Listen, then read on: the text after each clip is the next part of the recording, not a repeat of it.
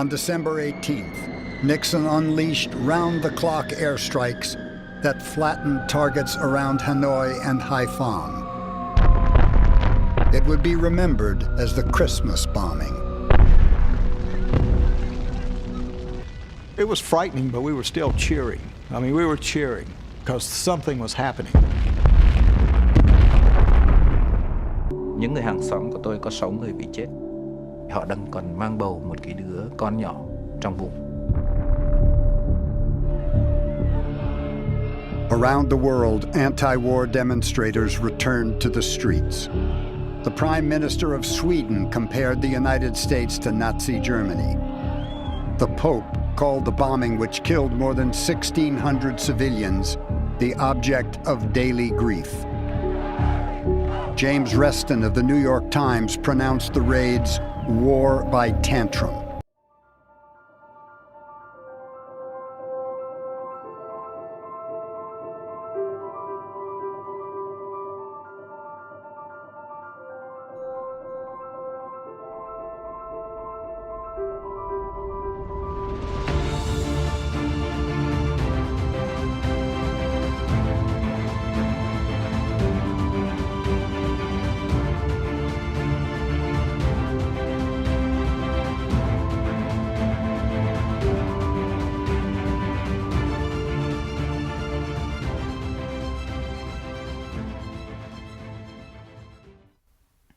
Well, hello everyone. How are you doing?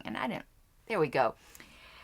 Yeah, today has been a very busy day. If you have been watching my stream earlier, I've been basically streaming now. This is what's probably my 4th hour because we did a mega marathon of the Cult of RONR so that Mike and I could catch up. So this won't be terribly long unless there's a bunch of comments, because you know I'll stay as long as people want to chat. I'm a sucker for that.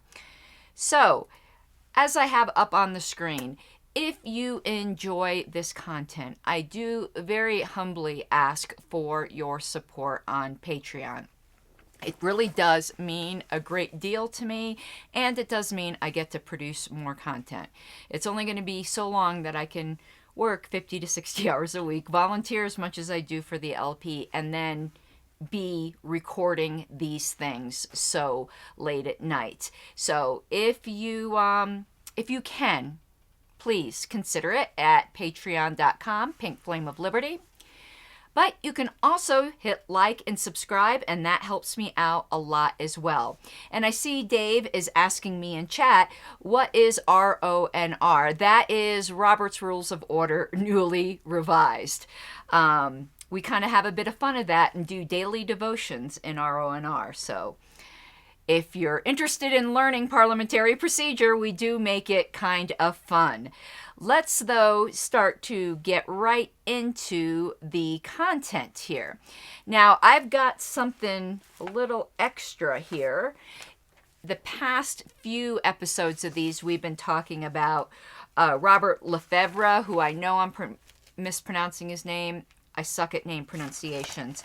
And while I was working in storage this weekend and going through records, and I, in fact, actually had this in my private collection that I had purchased on eBay, but I didn't even notice this. But here is when Robert Lefebvre had passed away at the age of 74. This newsletter actually is really interesting. This was put out by an activist who I still speak with, though he's not very keen on the LP any longer. But what was great about this is it was a frank look. Like, LP News is wonderful, don't get me wrong, but it's produced by the party about the party. This is produced by someone who's free to be critical and to give all the juicy gossip. Like, he spilled the tea in modern parlance, you know? So, yeah, this is a very good little magazine. I wish they had still put things like this out. But let's just take a little look at what it says about Lefebvre here. It's a long article, so I am not going to read it. but it talks about how he was America's foremost advocate of libertarian pacifism, which really interests me because if you don't know, I am a pacifist myself, but it is not for political or philosophical reasons in that sense, though it's for religious reasons, and that, I suppose, can be considered philosophical, but not for the same reason as his. And he, though, rejected the label of anarchy, preferring the term autarky, meaning total self-control and self-government. He was also very vehemently opposed to political action. And so he called himself a non-activist. See, I don't think you need to be in politics to be an activist. What he did was activism. You know, he was an educator. That's activism. And he died from a fatal emphysema attack after returning from the wedding of Carl Watner and Julie Pfeiffer. And Watner is the founder of the voluntarist movement, that's Wendy McElroy nowadays. And something I did not know here is Lefebvre was immortalized in the great Robert Heinlein libertarian science fiction novel The Moon is a Harsh Mistress as the thinly disguised model for philosopher Bernardo de la Paz. I'm going to have to read that again to see Lefebvre in there. So I'm going to see if there's anything else in here that would be, of interesting. Of interest to you. It says, Lefebvre's pacifism and his opposition to political action aroused controversy in libertarian circles, particularly after the formation of the Libertarian Party. Now, it continues on another page. I know there's another quote that I want to read here, but let's see here. During the late 30s, he became enamored with a religious cult movement. I wonder what cult that was. So continued on page 2, because there's a quote from Rothbard here that I wanted to read, because Rothbard, let me tell you, he didn't pull no punches. He was always a bit cantankerous, wasn't he? I have a feeling, even though I admired his work, that he and I probably wouldn't have gotten along. We're both too bullheaded. But here is what Murray Rothbard said. He didn't pull no punches. Like me, I won't speak ill of the dead, but not that he spoke ill, but you'll see. So Murray said, he became very successful at converting high school kids, housewives, and businessmen. I admired Lefebvre for his willingness to be consistent, but also one has to admit that the whole doctrine of anarcho-pacifism is crackpot and a disaster. Certainly he was the only truly consistent anarcho-pacifist, perhaps of all time. At the last analysis, he was a true original. Now, there was one other thing I wanted to find in here, and this is where he and I would depart, Lefebvre, even though I am also a pacifist. He argued that all force, including defensive force, was immoral. And I do agree with Murray Rothbard. Unless everyone in the world was following that,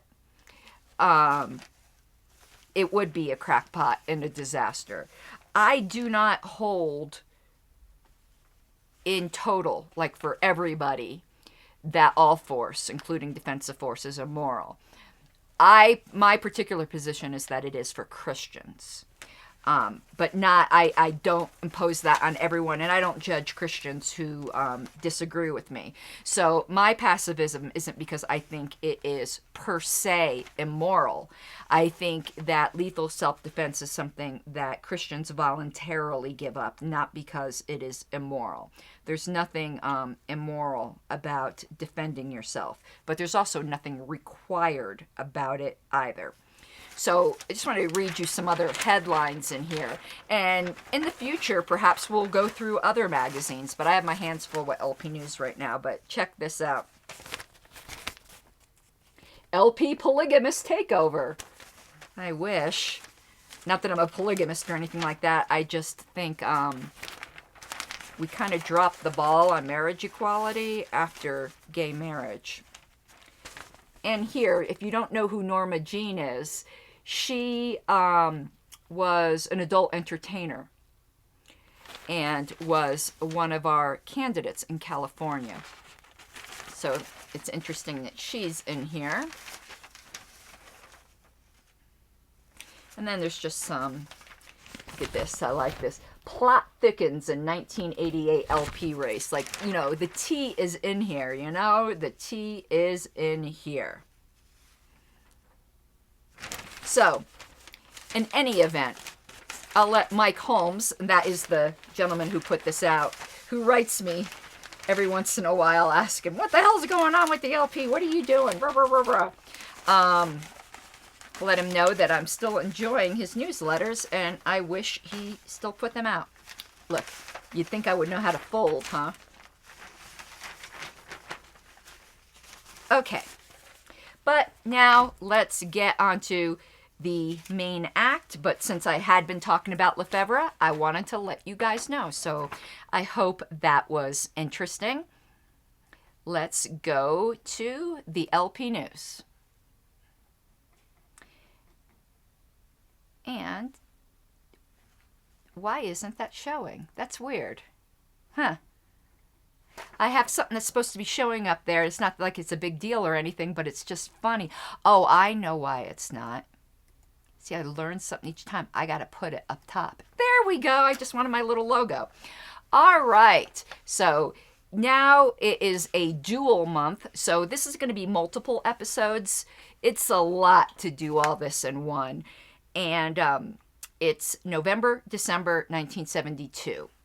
So we're catching up. What I mean by catching up is I want to be on the same month exactly 50 years ago as the month we're in. So I got to make it up to February and pretty soon March before we can do that. So let's go over this. Hosper's vote projected at 5,000 plus. It's funny that we were so thrilled about that. National headquarters is still in David Nolan's living room. Alrighty.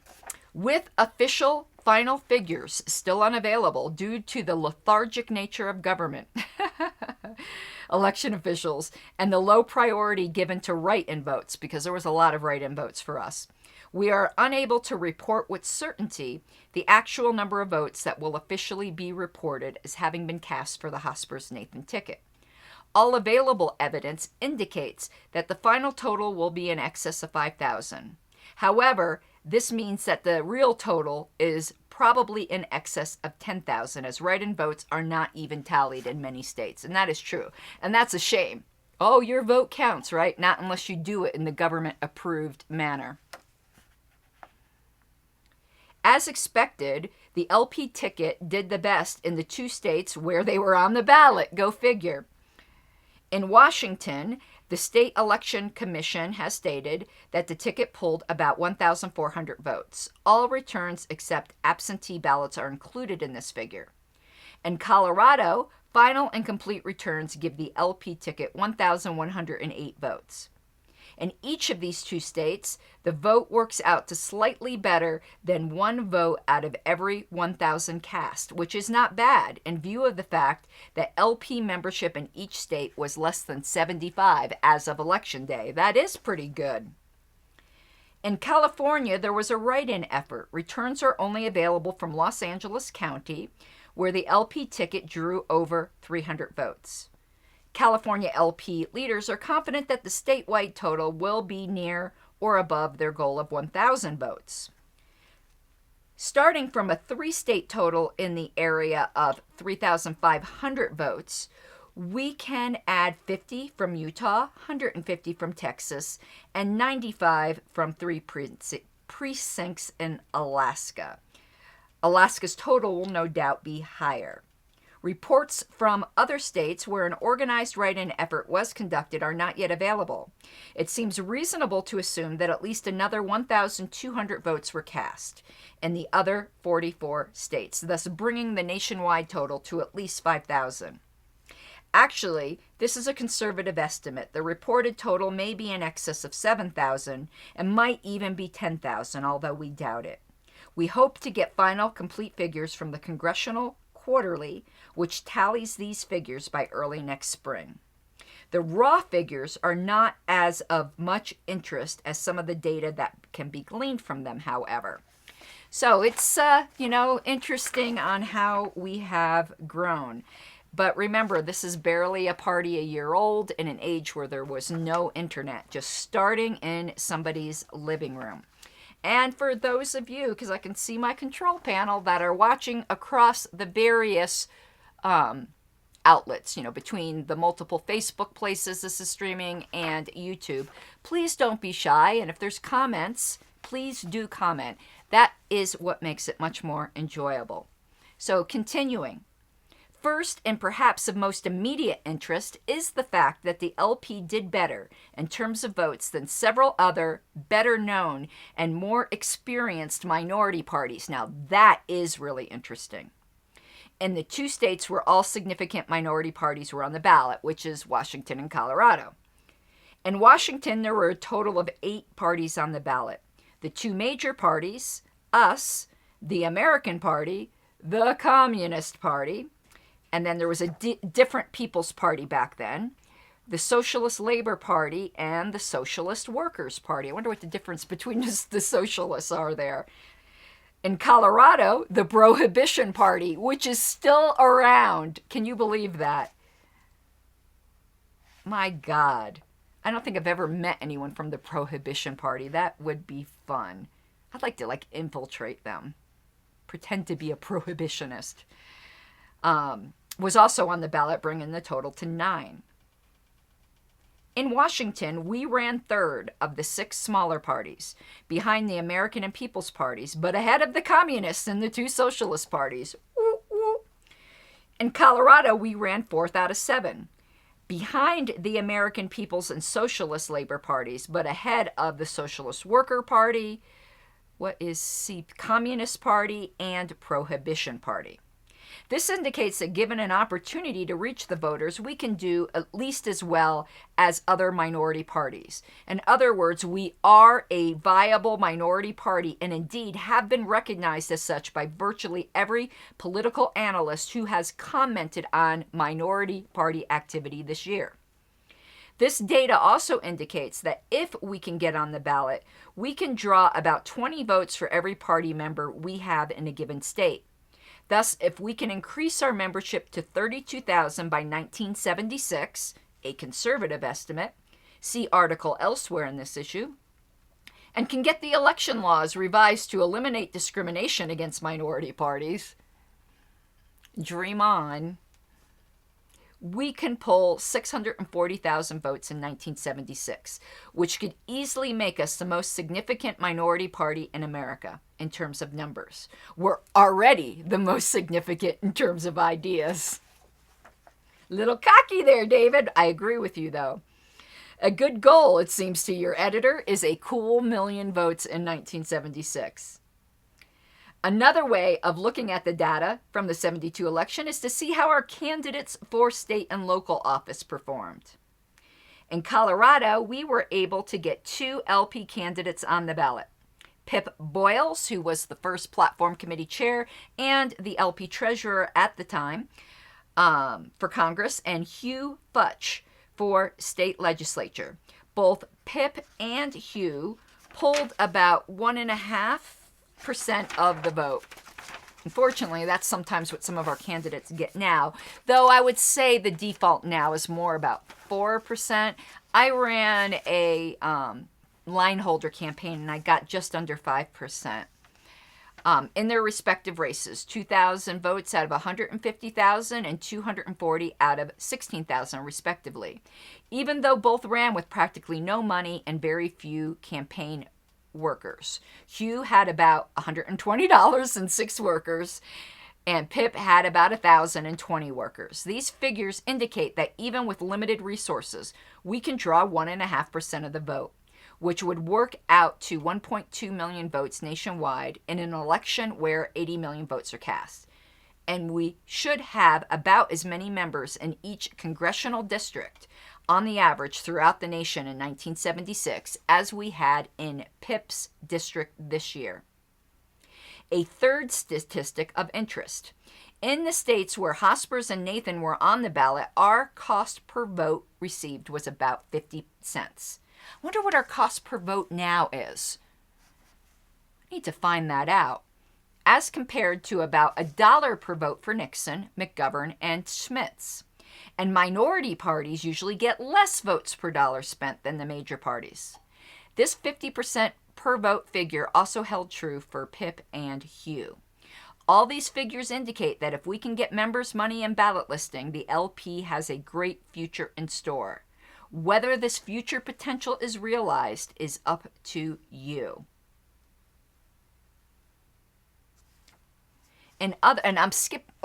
I'm sorry, I didn't switch the page for you guys.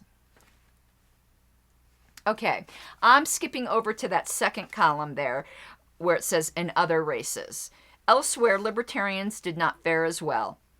In Massachusetts, Avi Nelson failed by a narrow margin to capture the GOP nomination for Congress in the 3rd District.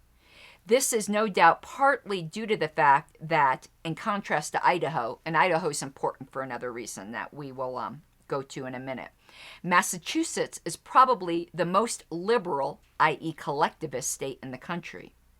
Nelson, however, tried to downplay his libertarianism. Boo, hiss. Running as a 100% Nixon man, and it didn't help, and he lost anyway, which perhaps serves him right for abandoning his principles. I love you, David. In New York, Guy Riggs was unable to get in the ballot in his attempt to run for state assembly. He assures us that he'll be back, however. Also in New York, Gary Greenberg and Walter Block were ruled off the ballot, even though they both had far more than the necessary number of signatures. Apparently, the Democratic incumbent in Gary's congressional district was getting scared. According to the New York LP, he and his cronies spent over $10,000 to get Gary and Walter disqualified. That shit started from the beginning, and it's still going on. Similarly, in Illinois, the Democratic incumbent challenged Paul Stout's petitions and managed to tie up the court hearing until after the ballots had been printed without Paul's name on them. Rat bastards. Despite these actions, both Gary and Walter in New York and Paul in Illinois continued to distribute literature, although their constituents were denied the right to vote Libertarian. They did get to hear some Libertarian ideas. No data is available on the efforts waged by Manny Klausner in California, Pasquale Giordano in Georgia, and David Aden in Washington.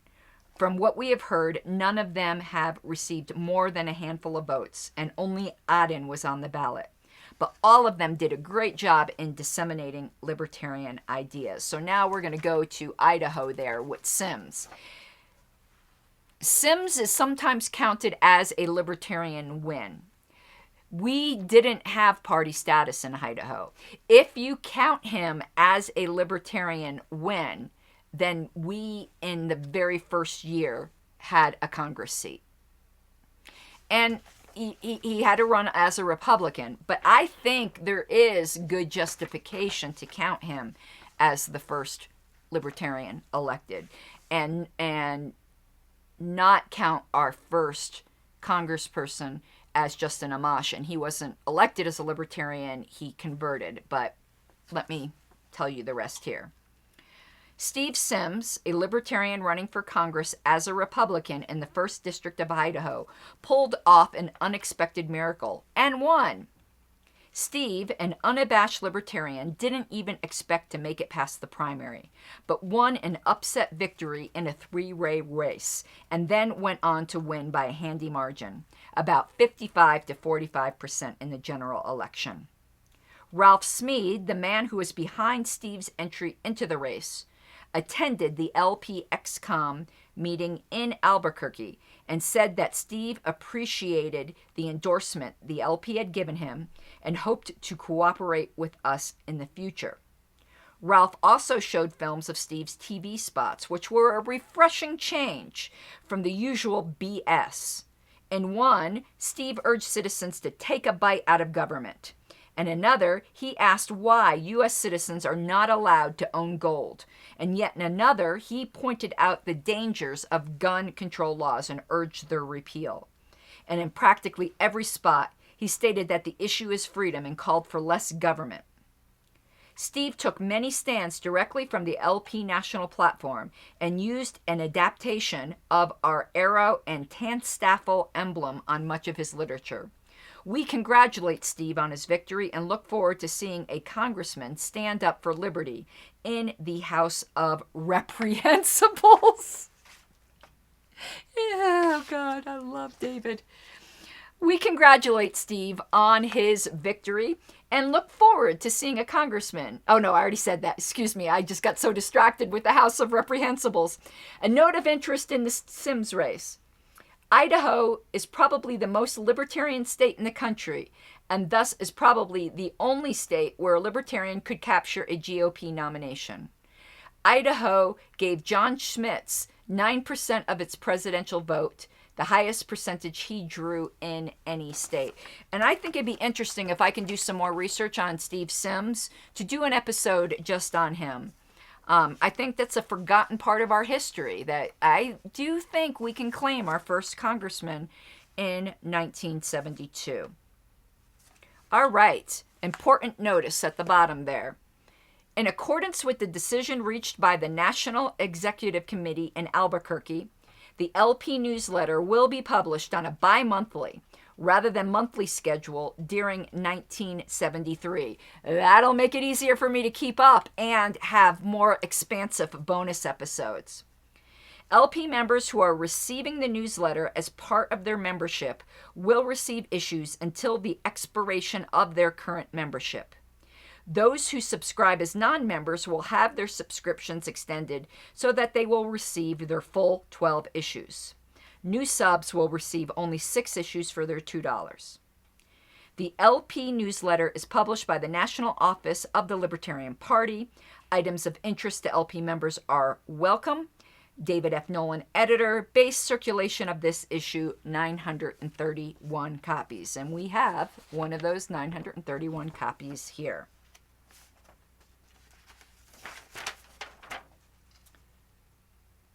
All right. I want to see what's left here.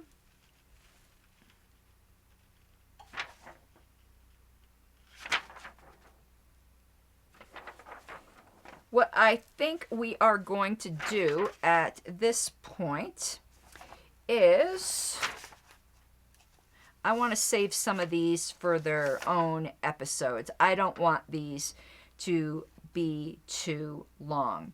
So what I'd like to do is just go over the back page. And what we will have some bonuses on is, as always, the political perspective. But also, there's some, because this was a double issue, we have what, like the summary of the year one. I think that would be nice to go over separately. And also, this, I guess, is what's passing for the minutes of the first executive committee meeting. And I think that would be interesting to take on its own as well. So let's just go over that back page, and then we will be done for this evening, unless anyone has any comments. I mean, hate me if you want, but I don't like that drawing of John Hospers and Tony Nathan there. That's a very unattractive drawing of Tony Nathan. She looks like a man in that picture, and she was very feminine. Like, I don't like that picture at all. The one of John Hospers isn't so bad. And they didn't get her little boof, you know, the beehive at all. No, not a good picture. All right, so thanks. Although it would be impossible to thank the many, many individuals, organizations, and publications that went above and beyond the call of duty in helping the LP during the 72 campaign, we would like to take a few paragraphs to cite a few of those who did the most. Undoubtedly, we will miss some of those who deserve special commendation, and for this we apologize.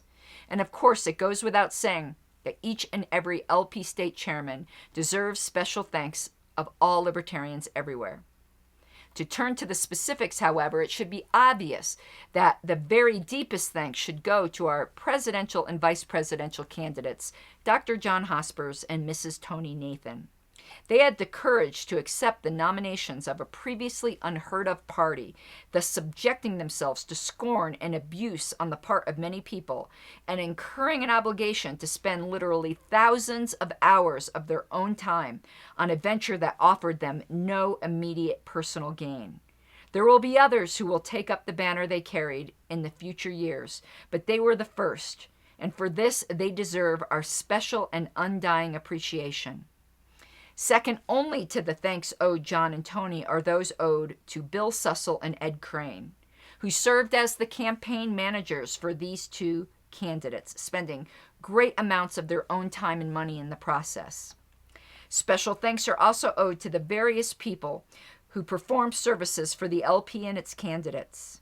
Among these, Dr. Marvin Edwards in Oklahoma, Georgianne Trammell in Texas, Andrew and Priscilla Ketchen, and Ken and Cynthia Napton in New Hampshire, and Winston Duke in Illinois, all of whom were responsible for providing facilities, raising funds, and arranging publicity for John and Tony while they were on tour in these respective states.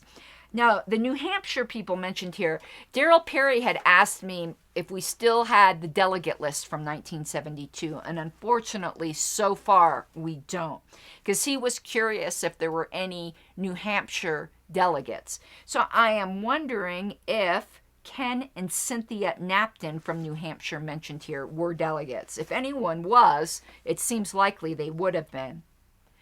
Two other individuals who deserve special mention are Jim Davidson in Washington, D.C., who sent out a mailing to 7,000 libertarians at his own expense, and Taya Bowles in Colorado, who oversaw the operation of the campaign fund, a task which included sending over 150 thank you letters, and I'm sure they were all handwritten. And finally, thanks are owed to the New Right Coalition, which was the only organization, to our knowledge, that officially endorsed the LP ticket. Bits and pieces. Information on SIL, which is the Society for Individual Liberty, and Reason enclosed, which we don't have any of these enclosures, which is a shame. Enclosed with this newsletter, you will find material describing the Society for Individual Liberty and Reason magazine. We urge you to study this carefully and to join SIL and subscribe to Reason. And it gives some statistical information. Here's another enclosure we don't have. Green sheet addenda. Enclosed, you will also find a new green sheet listing LP officers and state chairmen. And alas, it's already out of date. Alaska's LP address is now Box 726, College, Alaska. And the temporary state chairman in Arizona is now Freeman Fox. That's a badass name. 2930 East Osborne Road, Phoenix, Arizona. Treasury Department compiling gun owner list. We have been informed that the Treasury Department has ordered all gun shops to report the names of everyone bringing in guns for repairs. So, if you have a gun you don't want Uncle Sam to know about, ... basically repair it yourself or do it on the black market. Silver sales agents wanted. Utah LP Chairman Carl Bray is setting up a nationwide organization of libertarian silver and gold sales agents. If you're interested, contact Carl. And Powell Memorandum on Free Enterprise. Of possible interest to LP members is the memorandum drafted by Lewis F. Powell, now a Supreme Court Justice. Maybe I can find this. For the National Chamber of Commerce, entitled The Attack on the American Free Enterprise System. It outlines some of the problems we face and suggests some solutions. This memo might be a door opener for local LPs to get invitations to speak to local chambers of Congress. I'm going to have to look for that.